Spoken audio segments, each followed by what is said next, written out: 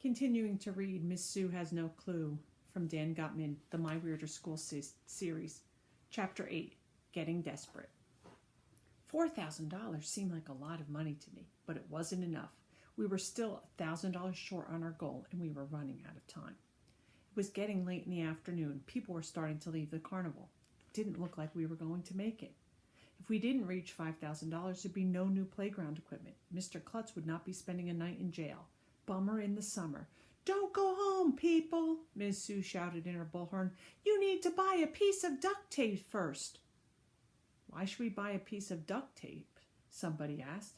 "So we can duct tape Mr. Klutz to the wall," Ms. Sue replied. "Huh? What?" asked Mr. Klutz. Ms. Sue grabbed a roll of duct tape and announced that for $1 anyone could buy a piece and use it to tape Mr. Klutz to the wall. "That sounds like fun," says Ryan.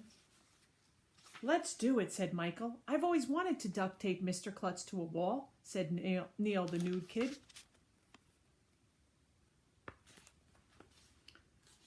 Okay, I guess," said Mr. Klutz. Duct taping the principal to a wall sounded like a weird idea to me.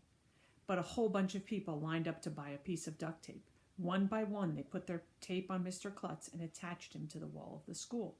Soon he was almost completely covered with duct tape. All you could see were Mr. Klutz's mouth and his bald head popping out over the top. He couldn't move. He looked like a turtle that was taped to the wall. I have to admit, it was pretty hilarious. "Now throw Nerf balls at him," shouted Miss Sue. 50 cents a throw.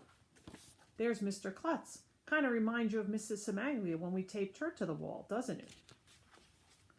We threw Nerf balls at Mr. Klutz until none of us had any money left. "We raised another $300, announced Miss Sue. She put the money into the money box and raised the line on the giant thermometer. But we still didn't have $5,000. We were $700 short.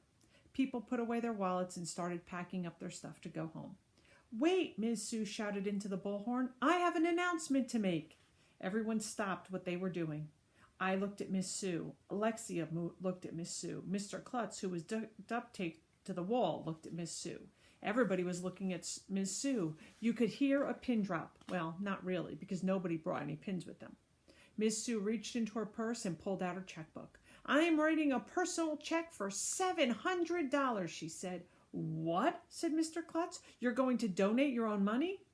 "No," Miss Sue replied. "The money will come out of my daughter Alexia's college fund." "What?" everyone gasped. "Mom!" yelled Alexia.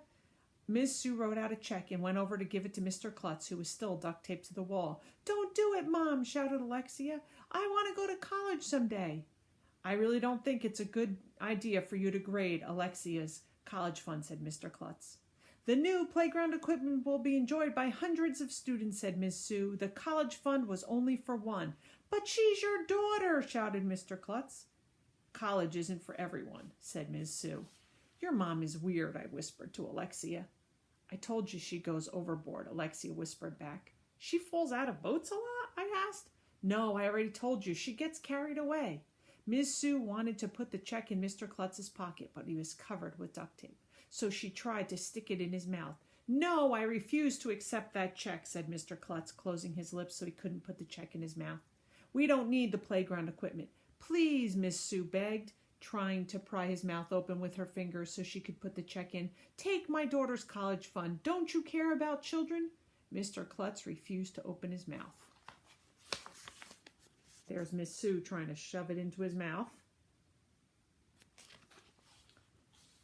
Well, that was that. We weren't going to reach $5,000. That meant no playground equipment, no night in jail for Mr. Klutz. Finally, Miss Sue gave up trying to stick the check in Mr. Klutz's mouth.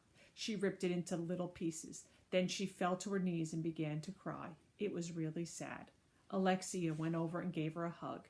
That's when the most amazing thing in the history of the world happened. Okay, I'll tell you. But you have to read the next chapter. So na-na-na-na boo-boo to you. I will finish reading next week.